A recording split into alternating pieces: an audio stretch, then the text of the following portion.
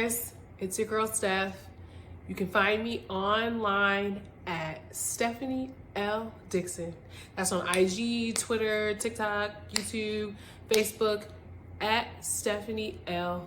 Dixon. So honored and just so grateful for all the love and the reception that my videos and my platforms have been receiving. I cannot say that I am surprised because I truly feel like I am on my path. I'm walking in my truth and my life is aligning.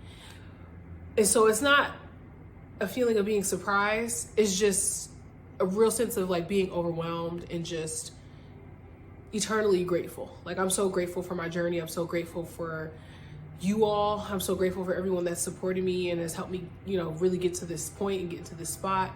And I'm just so grateful to God and to the universe and to my ancestors. Y'all know I always give thanks. And I'm just so happy to be here. And I think that honestly, that's probably like a good segue into this topic, is just like all the support that I've gotten and how I got here and got to this point, and really just shed some light on my career path prior to where I'm at right now. So for those of you who may or may not know, if you're new just to all my platforms, if you're new to my life, if you're new just to the crew, then you don't know that I used to be a doula. I used to be a practicing doula. For those of you who are unfamiliar, a doula is a person who supports a birthing person or a pregnant person during their pregnancy, labor, birth, and postpartum, and sometimes beyond postpartum, because the bond is just so divine and it's orchestrated by God. So I used to be a practicing doula. Once a doula, always a doula. So I'm not practicing anymore. But listen, I'm gonna always be a doula. Okay, let me take a step back. So I'm a mom. I have a 5-year-old. So I was pregnant about 6.5 years ago. And it was the best experience of my life.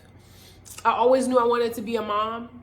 It was something that I felt when I was like 12 years old. I remember feeling pregnant already. It's so crazy when I like think about this and I talk about this, but I already had this feeling of I'm a mom, like I'm somebody's mom. And being pregnant with my daughter transformed me.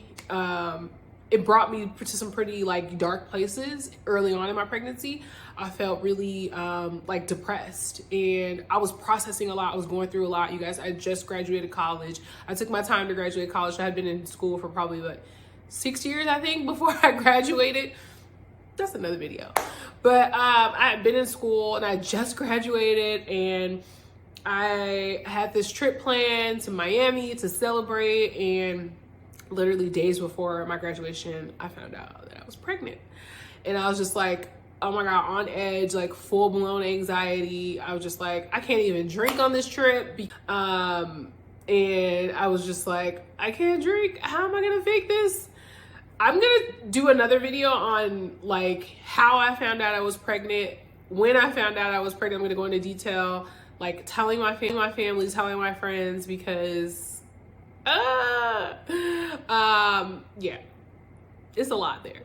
So becoming a mom and birthing my daughter put me on this path to become a doula. And I will do a video about my pregnancy experience, my labor and birth experience. I birthed unmedicated and I birthed at a birth center. And I really think it's important for me to still share my story, even though I'm not doing birth work. We need more stories. Like, we don't have enough stories. And so I'm going to share my story. I'm going to share my postpartum experience with you all, because in my work, I've had to tell my story a lot, like on platforms, not really with my clients per se, but I've had to tell my story a lot. And so it's just always on my mind. I literally like can remember all the details and the smells and the people. Like, I remember it all because I've had to tell it. And I was like, it was a part of my work, right? So I will share that in another video, but ultimately, and I'll share my postpartum experience with you all too. But ultimately, being pregnant and becoming a mom is what put me on the path to become a doula. So before becoming a doula, I certified to become a childbirth educator because I wasn't quite sure if I wanted to be a doula per se, but I knew I was passionate about the work. And I also studied health communications in my undergrad. So I was like, okay, this will be great. This will be a good chance for me to like use my degree. And so I became a childbirth educator, and I was just taught childbirth education to my mom's clients. So my mom was a doula before me, and I would just come in basically and like teach childbirth education during prenatals.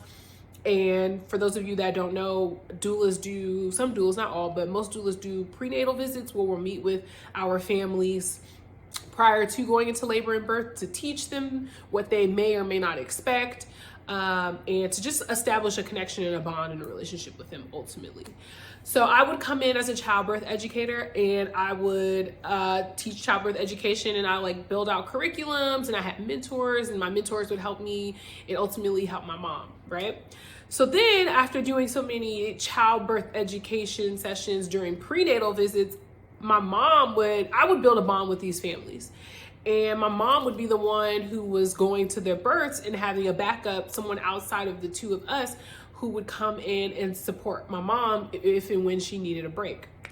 And so I just kind of felt like I was missing out a little bit. I'm like, I'm missing out. Like, these are my families. Like, I've bonded with them. I've connected with them. This is my time to like come in and support them.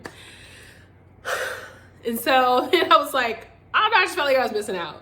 So in Stephanie's true fashion, like when I have my mind made up and I'm like focused on something, I'm like, this is what I have to do. I got to go do it. So I studied and trained to become a certified labor, birth, postpartum doula. And I did that. I went through all my training. I did all my, hours and requirements, and I attended births with my mom, for mentorship. And so that way I can really get in and really get in there and learn. And after doing that for a while, we realized we're a mother-daughter doula duo. So if you don't know, my mom and I started a company together, and the company is Bear With Me, a mother-daughter doula duo. Like I said, I'm no longer practicing, so it's really just my mom, and it's just her practice at this point, and she's working with other doulas. But she and I did that work together for about 4.5 years. So basically all of my daughter's life, which plays into like why I kind of made it, not kind of, but why I made a career shift. But basically all of my daughter's life up until she was about 4, I was a doula. And so we started Bear With Me, a mother-daughter doula duo. You can go and you can search us. It's BARE With Me Duo. By the time you type in Bear With Me Doula, DOULA, will pop up. Where our IG accounts and our social media accounts are the Bear With Me Duo. But like I said, I'm not a part of the practice anymore. And I'm not actively practicing and supporting families, but you can go back and like just go down memory lane and like see all the work that I've done and the families that I've worked with. And so we formed our company together. We worked together for that entire time, you guys. I promise you, like after, and this is my energy, and this is what I brought to our company. I'm a manifester. Like when my mind is set on something, I go for it, I do it, like, but it has to be aligned for me, because if it's not aligned, I'm not feeling it, then I have to pivot, right? So we supported one family together, and I always had this vision. I always had this big vision for the practice that we were gonna go. I just didn't know that it was going to like progress as quickly as it did. So we supported one family, you guys. We supported one family, and after that, like, I guess like, I don't know if it was capturing like the photos and getting active on social media. We're a mother-daughter duo. We're Black. We're a Black mother and daughter doula duo from the Bay Area. Like, I think all those elements and those factors played in, just the timing and like the awareness around birth work and labor, birth and postpartum. And it's just all of that, like all of those things aligned for us. And After that first family, the floodgates opened. So let me say this. Most, on average, doulas maybe work with like 4 to 5 families a year. You guys, it got to the point where we were working with 5 families a month between the two of us, doing, at that time, we were only doing like 3 to 5 prenatals.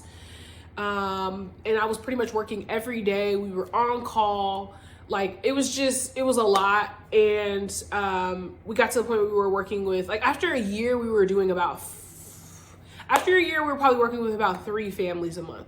And then by year 2, we were working with like 5 families a month, turning down families. People were paying us to work with us like before they were even pregnant, you know? And it was such a beautiful experience. I met so many amazing people, like the families, the babies, like the time that I spent, it was just so precious and so yummy. And I learned a lot. I had the best mentors, truly the best mentors, and just the best people in our corner. But ultimately, you guys, I got burnt out. I got so burnt out. And through my studies and through my mentorships, you know, I was always warned about burnout because it can be hard to come back from burnout. Some doulas don't come back from burnout because I would work 12-hour days or 12-hour nights, come off shift. Sometimes the baby would be born by then. A lot of the times our families, after 12 hours, the baby will be born. There were times where my mom and I would have to like do shift work, but because of, I think, the way we worked and just how we prepared our families and prepped them and like all the work that we did before kind of made it where we got it down to a really good spot where a lot of our families would birth their babies in those windows of time, and only one of us would have to show up. Not that their labor was only 12 hours, but our shift work sometimes didn't even have to exceed that 12 hours, right? And so I would be sometimes working 12-hour days or 12-hour nights, and I would have to come back and I would have to be a mom, and I would be on. And sometimes I was missing things, and you know, thank God for my village and my family and my friends who make up my village, because they would help me, you know, with Zuri and care for Zuri for that first 2 years, really before she went to daycare. And so they would like be with her during the day if I wasn't there, or my mom would take first shifts, you know, so that way I could, you know, be prepared and on to do the night shifts. And then I would do postpartum visits at night, overnight, for 8 to 10 hours. And this was going on for about 2.5 years, 3 years where I was doing this. 2 years solidly. So the first year was a little bit slower. 2 years in between, back to back. By the end of the 2 year, that third year going into my 4th year, I was like feeling burnt out. I'm like, something's wrong. Like, I don't want to show up in the same way. I'm not giving it my all. Like, I was just off. Like, I was just off, and I was tired, and I was exhausted. And I just felt so far removed from myself. And so I just basically like kind of phased out, and then I started transitioning and really just doing kind of like the operational things to kind of keep us, you know, the business moving and keep things flowing. But during that time, like during that peak, you guys, it was prenatal visits, being on call, meaning I had to be available for like 2 weeks before a due date, 2 weeks after a due date. So basically like a month of just being on call, being in labor and birth, being available for postpartum visits, for scheduled postpartum visits after, and then doing interviews, filming content. You know, we were being poached for shows and projects, speaking events, showing up and like being a vendor at events. Like, this was my life, and I was just like, I loved it. We were launching a podcast. We were recording a podcast. People were coming in asking us to speak to, like, you know, their students or their groups of classes. We were, oh my gosh, building out merch, and then growing and scaling an even bigger company, you guys. Like, and a lot of like the scaling and getting bigger was like a lot of my idea, my work, because that's just how my brain operates. Like, I'm such a like bigger picture, like, how do we sustain? How do we maintain? Like, how do we stay here? How do we like, and so that's how I work and that's how I operate. And so I was doing all of that, and I'm sure I'm forgetting something, but I was doing all of that, you guys, and having to be a mom and be a person. And it was a lot for me. It was a lot. And I was not equipped the way that I'm equipped right now to handle that type of work. Like, I was not equipped, and my baby was still young, and I just felt like I was missing out on a lot. And I was, you know, having mom guilt at times. And sometimes I just would not get good sleep. Like, I just would not sleep. You know, I would look up and it would be like a day had gone by or a day and a half, and I really hadn't gotten any good sleep, right? So I was like, I cannot keep living like this. I was like, this is not gonna work for me. Like, this is just, no. Like, no. So I got to the point where I was like, I told my mom, I was like,